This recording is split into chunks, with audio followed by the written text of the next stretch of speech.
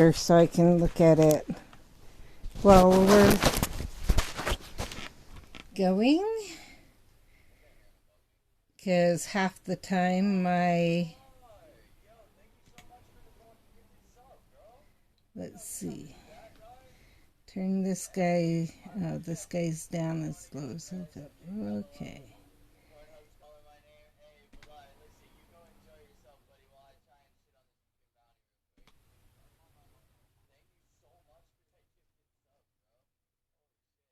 There we are. That guy's really swearing up a storm and shouldn't, there's no reason to.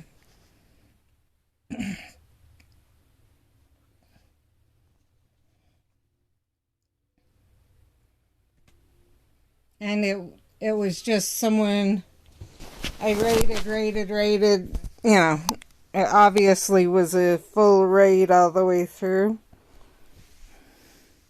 that caused that. So, open up Discord while I get ready to share to Discord.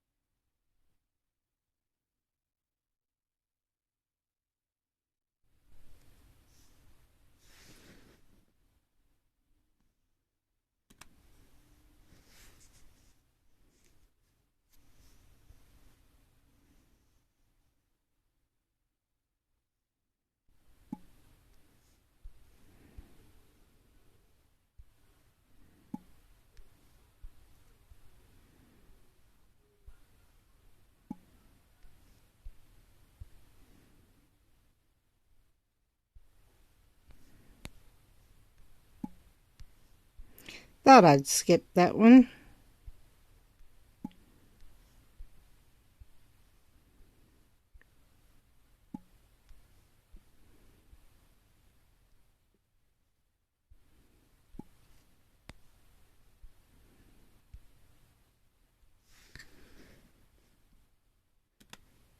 So what I'm trying to do right now when I slow down, or when I'm not posting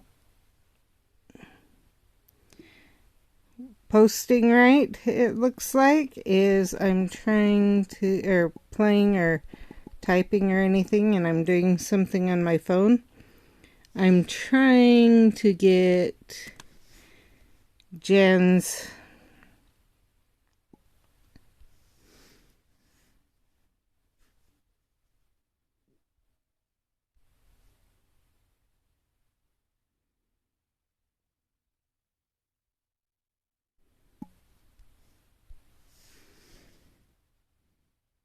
there. Jen's group open just in case. So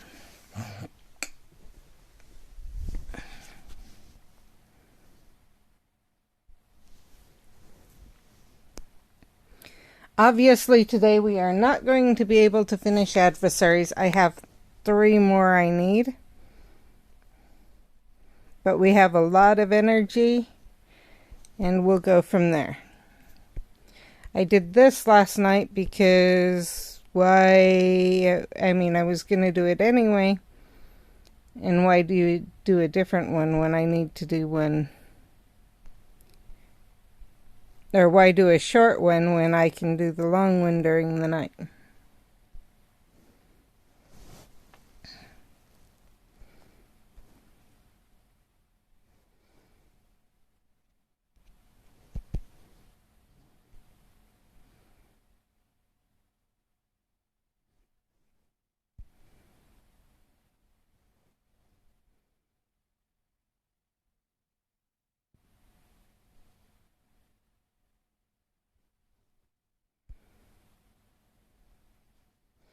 So what we'll do is we'll do these to use up all my spell energy on the ground.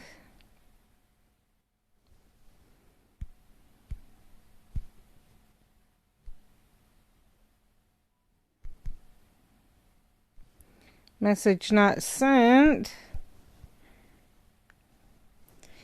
Okay, finish this up and then try and send it again. Hi, Kitty Cat Keisha. Thanks for joining.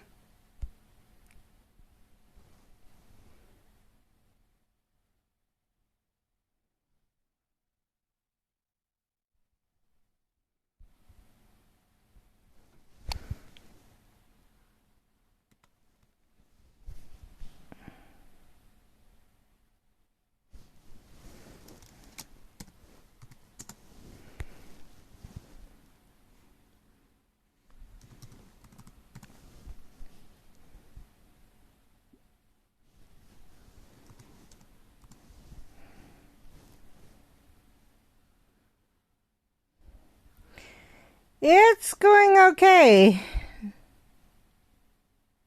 Everyone gets busy. I get it. I haven't been able to catch as many streams, not during my, so I usually try to find someone right after I stream.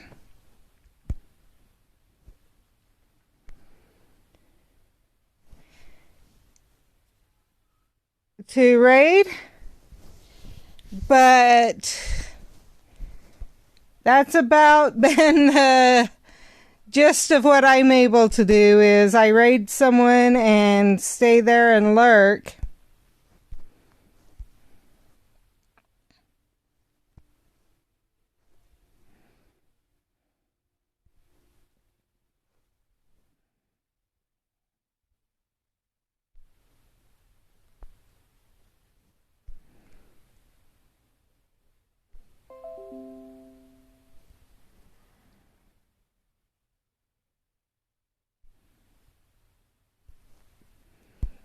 So, yeah. I totally get being busy.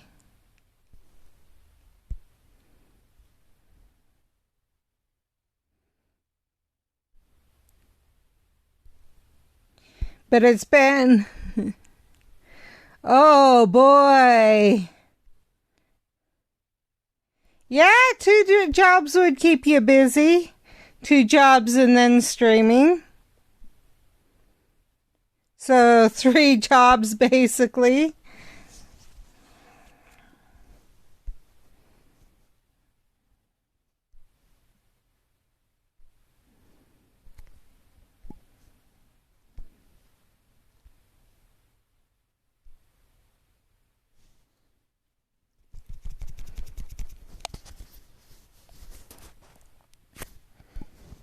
There, now that's sent.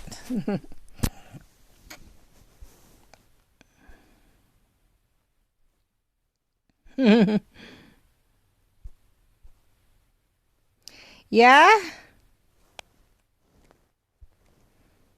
That, they keep you busy anyway. Okay, we're full now. Now I can find a... Nope. No, nothing here, so come here for a minute.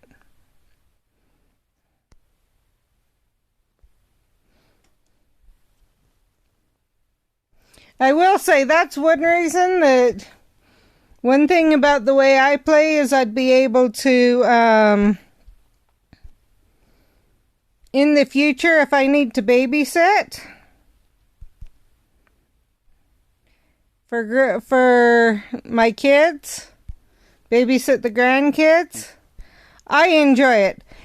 If I need to babysit the grandkids, I'm playing games and I stream in such a way that I wouldn't mind if my grandkids heard, and my kids wouldn't mind if my grandkids heard or played with me. So then I can stream while having them there. Yeah, I enjoy this game. I've been playing since the day it was released to the US. I've played every day but Sundays since then. Well, Sundays and when I've been sick. If I've been sick, then obviously not. Or yeah, there's been some days I haven't been able to because I've been sick. But other than that, I've streamed and played every day since then. Whether to Twitch or to YouTube.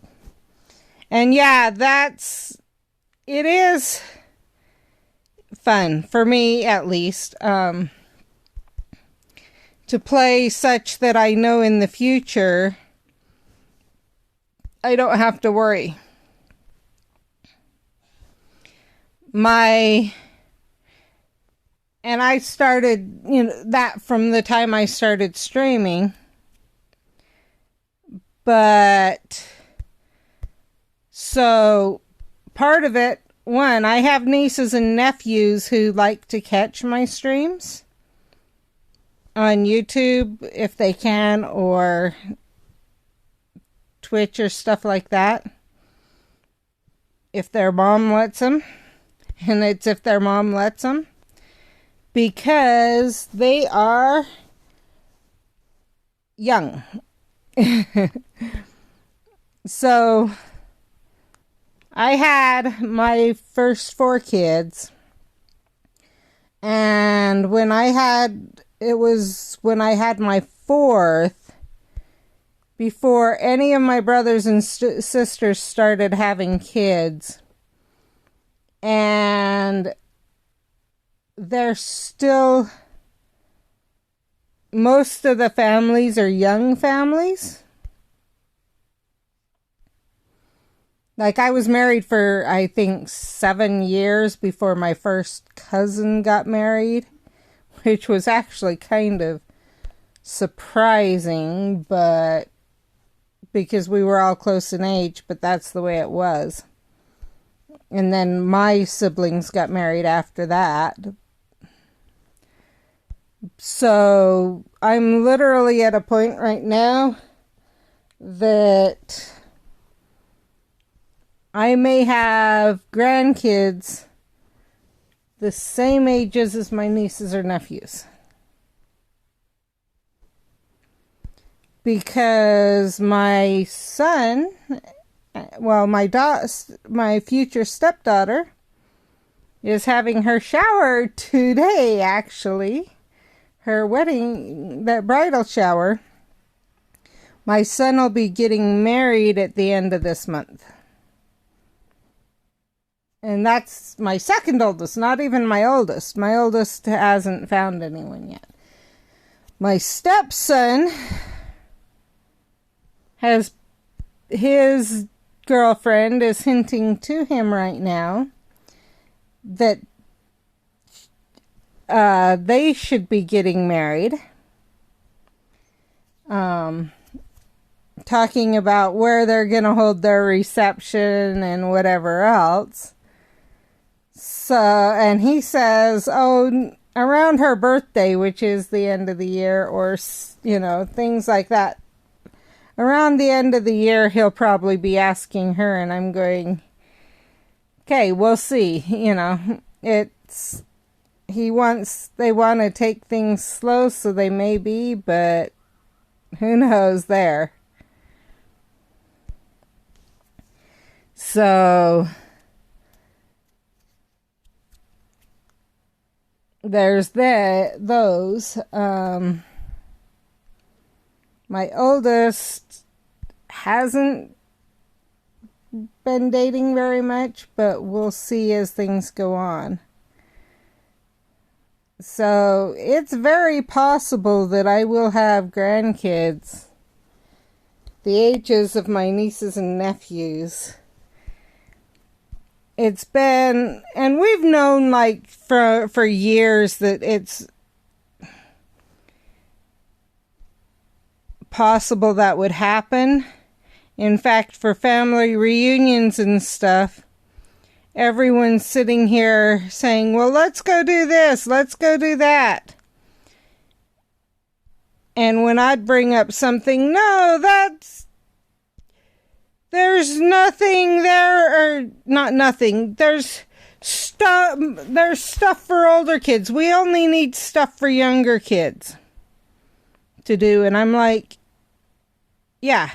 Well, and I totally get everyone at their own pace and have no problem with that. It was just interesting. So, but yeah, they would complain because I would schedule things. My siblings would sometimes complain because I would want to go places where there were things to do for older kids and younger kids, and we would go do all this stuff with the younger kids. And my kids would just put up with it and go do whatever with them. And then, because they knew I would schedule things for them later on. Like, we would leave and go do stuff for the older kids. Totally reasonable in my mind. They're older. My kids are older, And by older, I don't just mean slightly older. I mean, so, let's see, 97 to 2003. So the one is 6 years older than his closest cousin. And so, of course, that's the oldest of them, but still, 6 years is quite a bit of difference in likes and desires and everything like that. And they would throw a fit that we weren't staying, and my kids weren't being exactly. And that's one thing. But my siblings some of them would throw a fit that I wasn't putting my kids to bed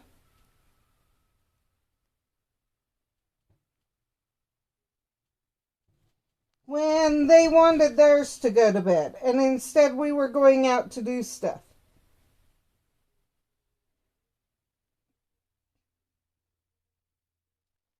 And it's like, excuse me. My kids aren't the age of your kids. They need to do, they have other things they want to do. And they've been patient all the way through doing all this stuff that your kids, that you want and your kids want to do.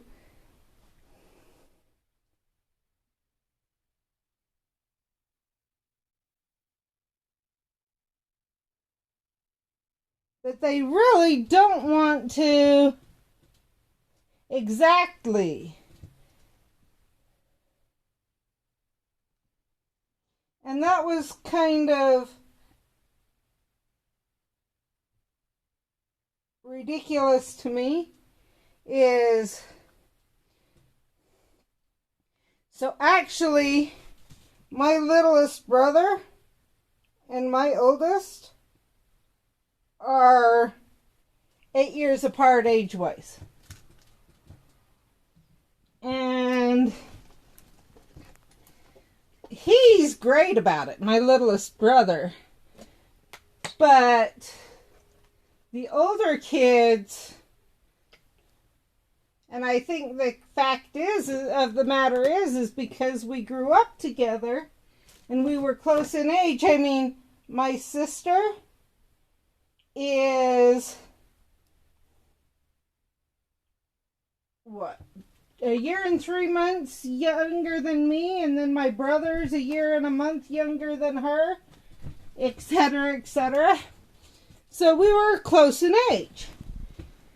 And so in a way, I think they kind of their minds struggle to comprehend that they're so old. There was a point where I basically told my kid, or told everyone, hey, we need to have a family reunion this year if we're going to have one with my kids. All my kids, because they're at a point of moving on and everyone's like, no, they aren't. And I'm going, yeah, they are. No, they aren't. Yeah, they are. And they threw a fit and threw a fit. And then all of a sudden, oh shoot, we need to have a family reunion with everyone here. And I was like, we'll see who we can get there. And then they were mad because I had one who couldn't make it because of work. Like, they literally, my oldest were members of the Church of Jesus Christ of Latter-day Saints. And my oldest got his mission call. And they went, oh crap, he's not going to be around for 2 years if we don't do a family reunion. Now, we won't have one for a few years. And I reminded them, and even then, that's not guaranteed, because who knows what he's going to do when he gets home from his mission.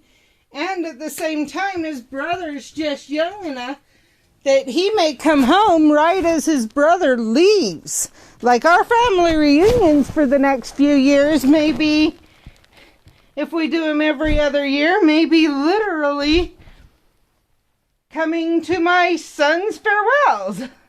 You know, coming to say hello and goodbye to my kids. And they were frustrated because I couldn't get all of my kids there. And then they started talking about the next family reunion. And during that family reunion, I scheduled to go places, and they're like, and I just scheduled for my kids, and they're like, well, we can't go with our kids there. And I'm like, I never said you could. I scheduled this for me and my kids. And if any of you want to bring your kids, take your kids, that's up to you guys. I'm taking me and my kids. And they were not happy about that I would schedule most of the day with them. Let them figure out, oh, let's go do this and that and whatever. But then I would schedule times away from them. Yeah, it was ridiculous. I was just like, and that kind of, and then they were scheduling the next family. They decided then that we better schedule the next family reunion. And I brought up a few ideas of places that were kid and adult friendly. And they kind of complained. Eventually they agreed on one because it was for one of the ideas I brought up was, let's go to a graduation of one of my siblings. And they went all these places, and they complained that my kids weren't having fun. I'll give you one guess, the age of the places they went. And wondered why my kids didn't want to leave as much, etc. And then I have chronic illness. And so at that point I could only plan a certain amount a day, and I would, and then would go home. And they'd complain that we weren't doing all this stuff with them. And I'm going, one, my body can't handle it. Two, my kids don't want to. Because it's not adult friendly. You forget the age of my kids. Luckily, my brother kept slipping off too, and so they couldn't say much because him and his girlfriend were slipping away. So that was interesting. And then we were planning the next reunion, and some places were brought up. And my sister-in-law that always threw the biggest fit, started throwing a fit that there's nothing for older kids to do there. And I'm going, yeah, there is. There's this and there's this. But she was throwing a fit as they brought up places that could be gone to. Couple years before at a family reunion, when I brought up places that were friendly to both adults or older kids and younger kids, she threw a fit. But then as her kids were getting older, she threw a fit that we weren't going places that were just older kid friendly. And I'm going, excuse me.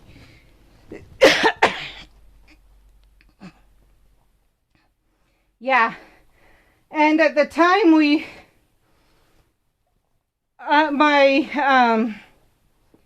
were still trying to figure out how to get it under control more. And so really my body was my blood sugars were way low constantly at that point.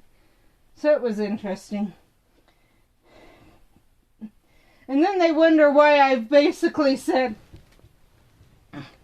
that we'll see if we go to any future family reunions, and that it'll be partway up to my kids if they want to go or not, that I'm not going to push it.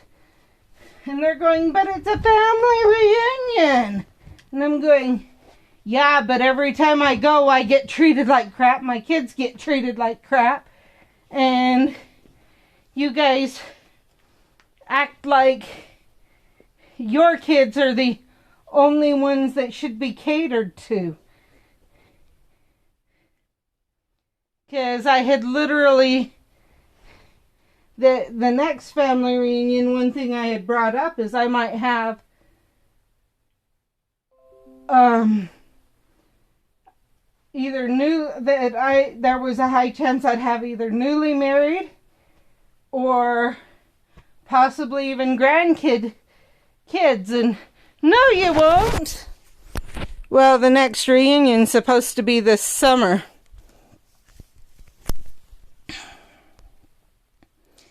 And the past 2 reunions have only happened because I've kind of pushed them. And so I'm going, I'm not going to push it anymore. It's going to be up to them. And if they choose to, if me or my kids feel we can go and want to go, we will. Otherwise, I'm not going to worry about it. I don't need to go visit with family to be treated like crap. And you're exactly right with it's not worth it. I want to make clear, there's some of the family, I love getting with a lot of the family one-on-one, like with just them and their family, because that doesn't happen as much. It just seems to be when everyone gets together, some of the family members feel the need to put that it's their way or the highway.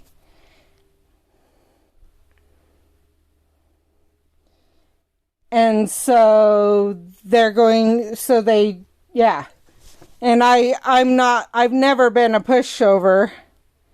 And I think that kind of upsets them when we get together as a family, that I'm the oldest. And so they feel that no matter what I say, it has to be discounted,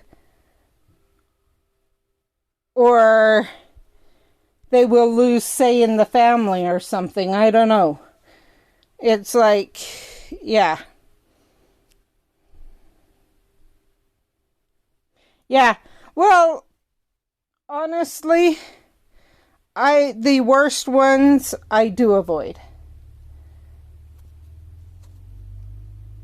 But a lot of them,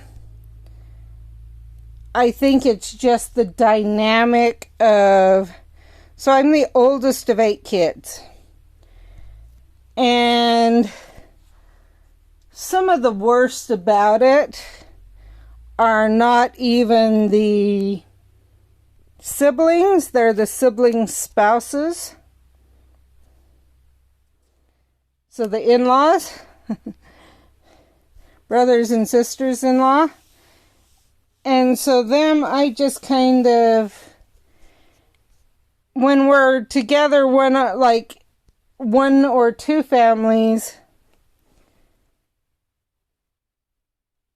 they calm down. I think it's just they're not used to such a big family and the dynamics, even years later. And so they think they have to be a certain way to get listened to, and it's not true.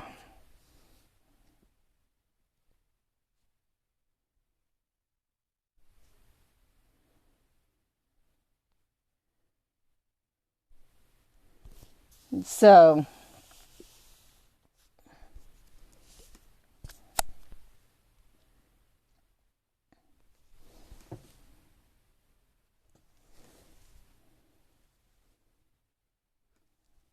yeah.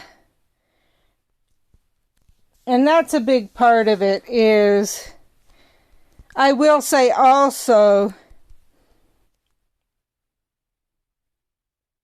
they struggle with understanding our diagnosis. Because it's not just me. My kids have the same chronic illness. It just is in varying degrees of how it affects us. It's a spectrum disorder. And so they, I think part of it is they don't want to admit that our family has the chronic illness, because to admit it would mean that their kids are at risk of having it, and they don't want to face that because they want to think their kids are perfect and will never have any problems in life, not understanding that this one, acknowledging it and getting treatment, the sooner you can do that, the better off for the kids.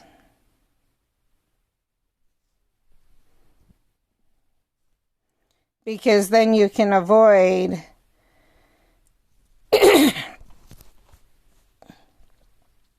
some of the worst issues. Me and my kids, someone was in the doctor's every 2 weeks to a month. And we got the diagnosis, and as we were able to start getting things taken care of, we have been able to get to where some of us only see the doctor once a year. Yeah, and that's exactly it. So what we have is called Ehlers-Danlos syndrome. It's a connective tissue disorder, which means that it can affect everything in the body in one way or another. But if you can be proactive, it helps. Part of it, one, we don't see the doctor as much when we're sick now. We do get sick as much still, but actually we don't even get sick as much because we know when we get sick, it affects us for longer, and it affects our immune system for longer. And so we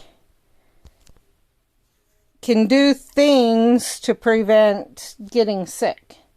Honestly, when everything hit with COVID, it wasn't quite as hard for us because we had some masks and stuff like that. We had to become more careful for some of us, but it was more like, now you get what we've been trying to do for the past little bit. And then, so there's that. We were injuries. Like, we'd get injured and not know how or why or anything else. Because our tendons and stuff aren't working right. We actually need to have our muscles stronger than most people to be able to deal with it. And so we've been to PT. We started PT, and that led to not needing to have as much, go to the doctor as much, because we had an arm or a leg hurting for a long time. Now it's just so we know what's wrong and we go see the PT if we see anyone, because the PT will put it in place. And rarely do we have to go get x-rays. I mean, I would say we were getting x-rays probably once or twice a year for someone in the family. Because things would get injured and wouldn't go... Yeah, things would get injured and they wouldn't go in place. So Crohn's is actually a risk with EDS. So luckily I don't have it, but that was another thing. I had a son that was in pain for 3 months straight. No one could figure out what was wrong. Our children's hospital tried to claim he had lactose intolerance, but when we went to the lactose-free diet, his pain increased. And we ended up going to an allergist and found out he had a soy sensitivity, cut out the soy for most of the time. And it was fixed. That's the hard part about EDS. I will be honest. It's not just Crohn's, but almost there's many things out there that we're more prone to because of having Ehlers-Danlos syndrome.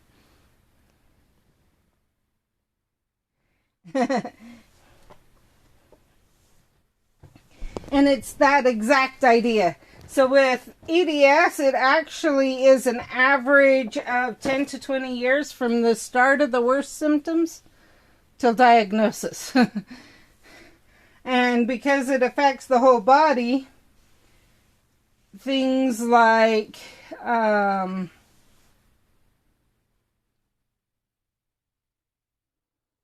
MCAS and so multiple chemical allergy symptom or whatever, basically having extreme allergies, and many of them is very common with EDS. Having GI issues is very common with EDS. Having heart attacks and things like that at young ages is more common with EDS. That one's, there's especially one type that leans towards it. But it's, and if treated, things are caught early, basically they recommend an echo every so often to make sure that you aren't having risks with the blood vessels that could cause aneurysms. And as long as you're getting basically they can catch it earlier because they know that it's a risk. Let's see, what else? Chronic basically the head and the neck not meeting right, and so having to have some of the vertebrae fused in your head and neck is more common. Dislocations is almost guaranteed, whether it's minor or major. Basically, many people, there is a higher percentage of people with EDS that have autism. Now, that one's it's just a higher percentage, but so basically a lot of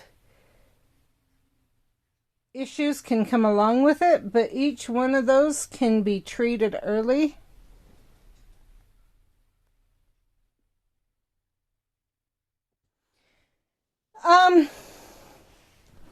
Just a minute. And I will share.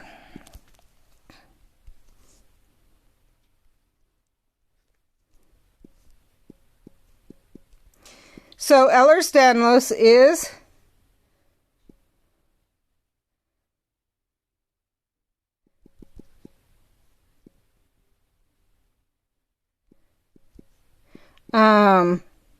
I just got to get to the right page. It's underdiagnosed. I know, I need to put in society, that's why. It's underdiagnosed because a lot of doctors still refuse to accept that it's there, or they think it's more rare than it is. And it, because of the trouble, like I said, they 10 to 20 years from worse diagnosis. Or not worse diagnosis, but from worse symptoms. Come on.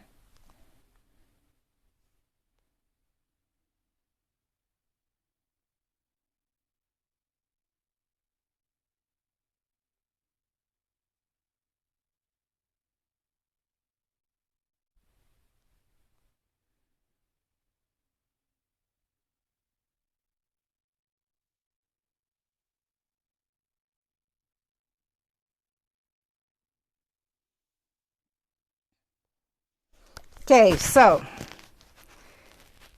I don't know if you saw, so it's EhlersDanlos.com has this checklist that you can print off and take to your doctor, but I'll read it. So of this first one you need, and I've got a YouTube channel that goes through this, but there's 6 specific. Yeah, they originally thought I had psoriatic arthritis. Come on. There, now we can see it clear. Okay, so could you ever put your hands flat on the floor without bending your knees? If so, you get a point there. Can you now, or could you ever bend your thumb to touch your forearm? So, kind of like that picture there. And you get one for the left and one for the right there.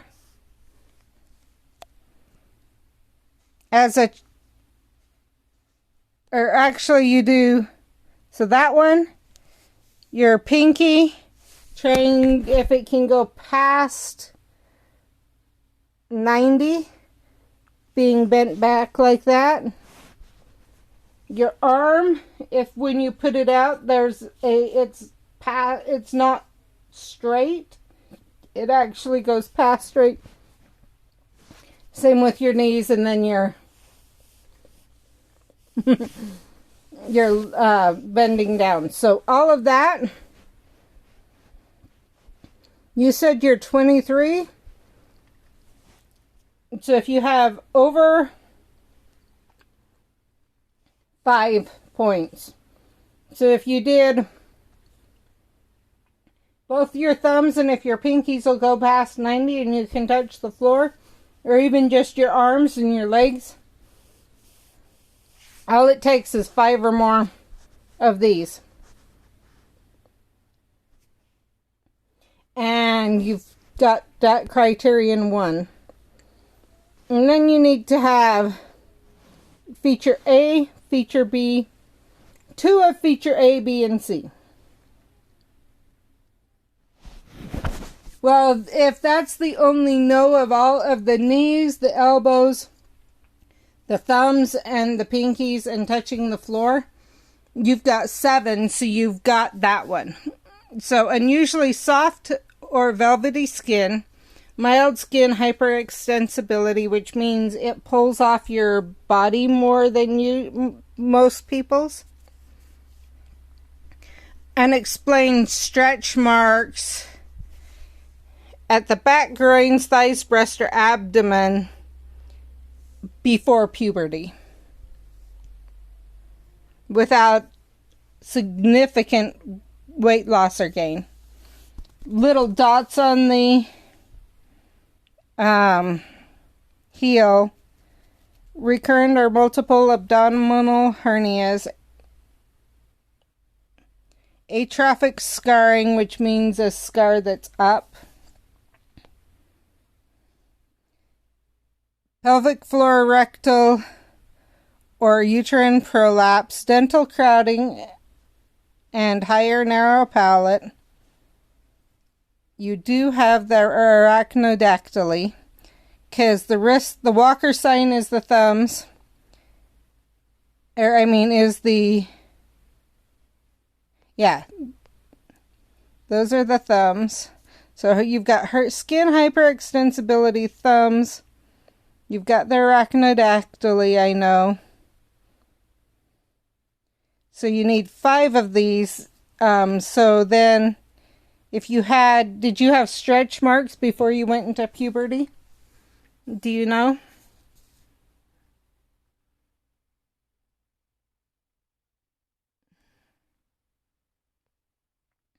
And do you have a high or dental crowding, which means your teeth had trouble fitting in your mouth?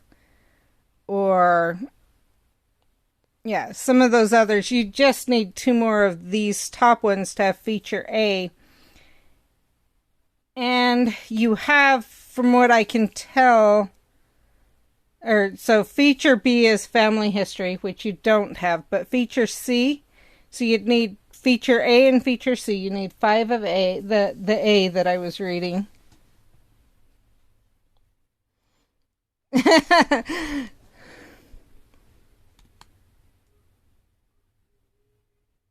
Okay, so you've got at least 4 of the 5. And honestly, a lot of people, I would bet you have feature A. And then feature C is musculoskeletal pain in 2 or more limbs recurring daily for at least 3 months. Or chronic widespread pain for over 3 months. Or recurrent joint dislocations or frank joint instability in the absence of trauma. And if you have that, which it sounds like it's very possible you do, then you have... Oh, I get it. Don't worry. Trust me. I went through years of being thought I was the strange one. And my kids were. I actually like to spread the word about this because, as I've said, it's underdiagnosed, and there's a lot of people that can benefit if they only knew. So, I have no issues going through this. I go through it many times. And then, from there, basically, you can't have another connective tissue disorder or rheumatological condition, which it doesn't sound like you do, unless you have the family history. Okay, so I would say, just based on that, you have EDS. If you were to take this, my suggestion is to take this into your doctor and print this off, take it into your doctor and go over it with him. A lot of them try not to diagnose, but technically they can. Not even technically. It's recommended that primary care be the one to do the diagnosis. Refer him to the ellersdanlos.com. So it's ellers-danlos.com. And today's a great day to be doing that. A great month, in fact, because it's Awareness Month. If you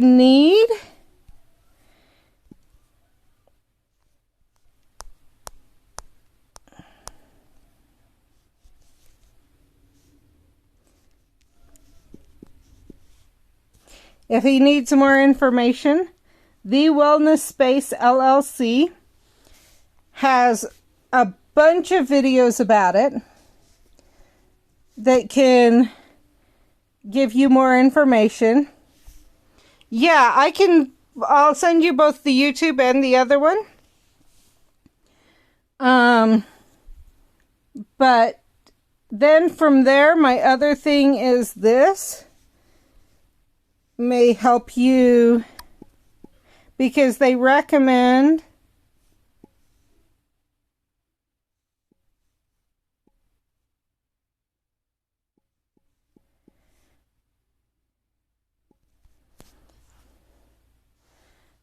I'll send you this link too, because they recommend getting tested to find out what type. In Vitae, you actually can order the panel yourself, or your healthcare provider can. Hey, I just try to help people. So, and then they actually have a panel that's for Ehlers-Danlos.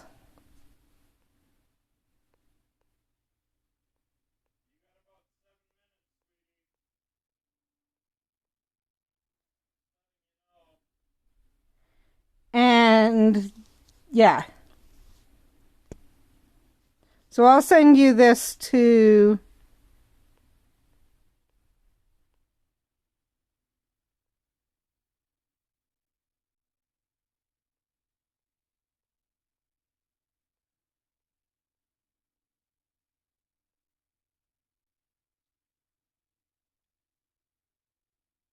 trying to find the right test that you need to order.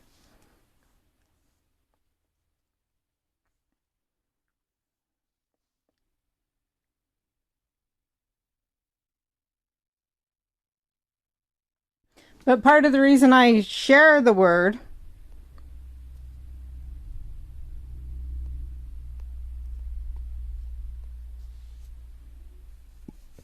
okay, I'll have to look it up on my computer, but part of the reason I share it is because there are people who struggle significantly and don't have the diagnosis.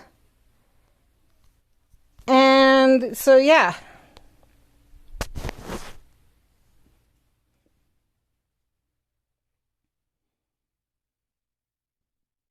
And that's why I share it, is to try and help those people out.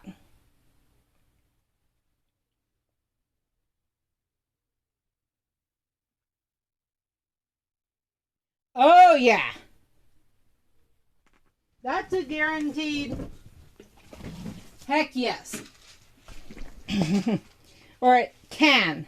I actually had before we knew I had Ehlers-Danlos, I ended up having my uterus taken out. Because I'd gotten to the point I was bleeding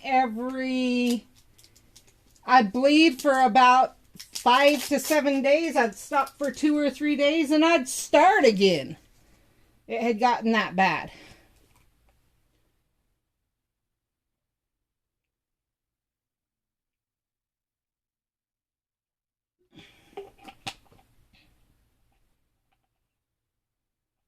Yeah. And it actually may not even be that you're actually having a period. Okay, I'm in the middle of talking to someone. My husband's reminding me over and over and over that the shower's about to start. So I'm going to get my glasses on and start getting ready to go. But so what may be happening is this, that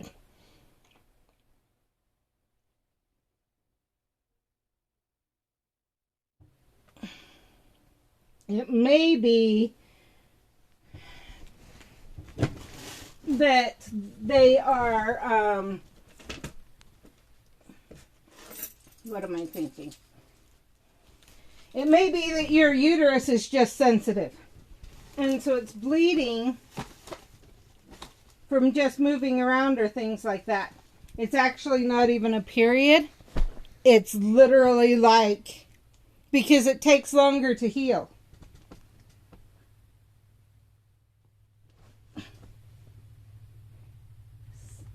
Sorry about my auto mod. And don't worry about it. You aren't talking my ear off. I am more than willing to help and to answer and to everything else because I've been there, done that. Okay. So what I was saying is it takes longer to heal. And because it takes longer to heal, sometimes what could be going on is that you could have, after your period, you could have blood clots that are breaking off, continuing the bleeding. And so, and it just takes forever until it finally goes, oh, wait a minute, I'm supposed to have healed this. And so, yeah. I actually have been known for, after pregnancy, if I do too much and I'm not careful, one thing that happened was I did too much one time and I started bleeding as bad as the day I gave birth. Another time, I had a C-section, and just leaning over to pull some buckets off off some plants. So just leaning over and taking some buckets off. I thought, oh, that's not much, and it was, what, 2 weeks after? 2 weeks after my C-section that I popped the stitches? I think so. Or a month? 2 weeks to a month after. I managed to, just by taking buckets off, pop the stitches on my C-section. Popped some of them. And, you know, most people that wouldn't have been an issue at all. But naturally, I have EDS. My body doesn't heal right. And so I did.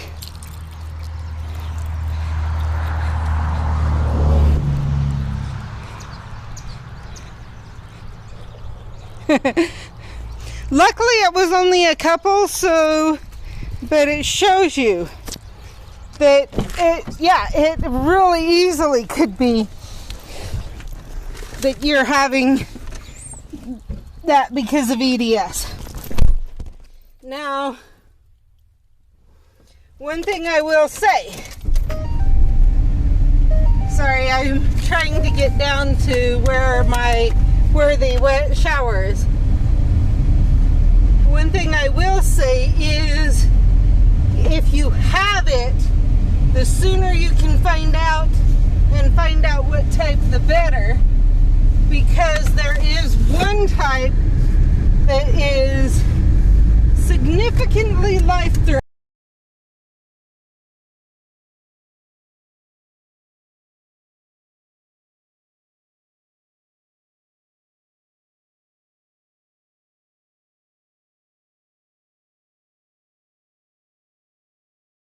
To find out that's what's going on and start the treatment and save your life.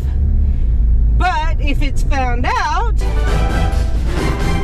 they do echocardiograms even more often than with other people with EDS, and there are treatments they can do to prevent it if it's caught before it happens. And so this is one reason why I like to help raise awareness of Ehlers-Danlos syndrome, is because finding out is extremely important. Extremely important to saving lives. I'm trying to figure out. I just saw the family going back. I wonder if no, there's people here. Okay, we can go in. At least, yeah. I wonder what they're running to the house for, or if it's just my son. We'll see. Anyway.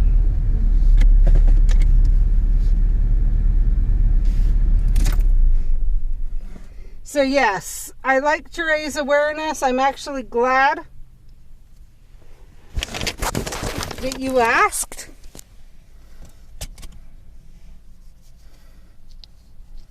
And hopefully that can help you.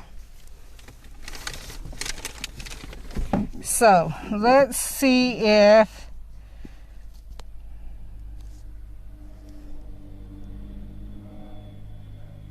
let's see, where's my... There it is.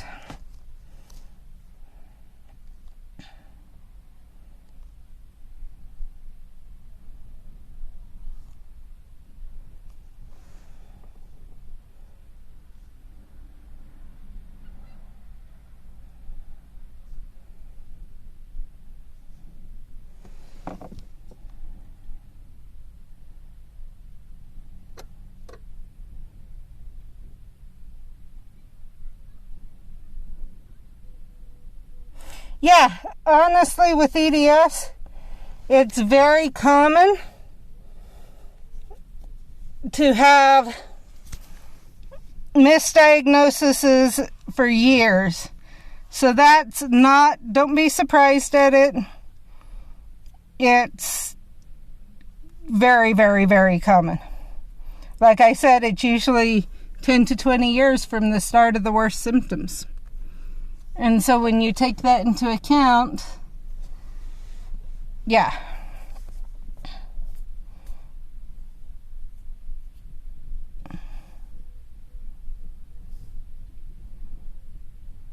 So I would recommend doing that. Make sure you don't have, get your diagnosis, start getting proper treatment. PT, I would make sure your PT understands EDS, including how it can break down your muscles if they try to do regular PT. And start getting treatment, because the sooner you get treatment, the less severe things can become. And don't do any of the tricks, as they're called, dislocating, things like that most people do. That would be my recommendations.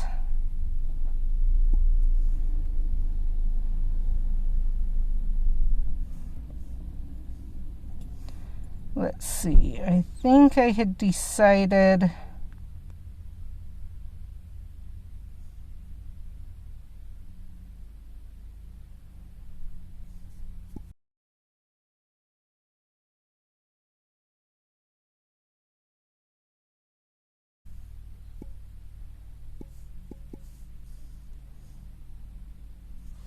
Okay, transfer rating squad word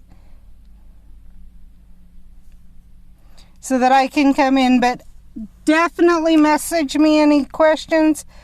Monday I'll be on at 1 again, 1 Mountain Time, or you can message me in Discord too.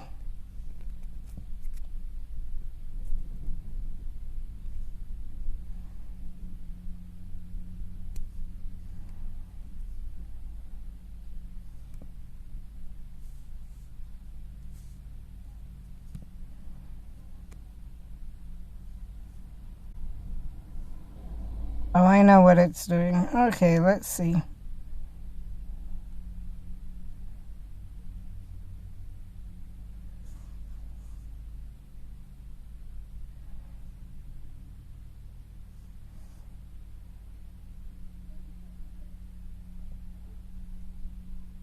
Okay. Sorry, I will see you as soon, or message me or I'll see you. Hopefully you can hear that and we'll talk to you later.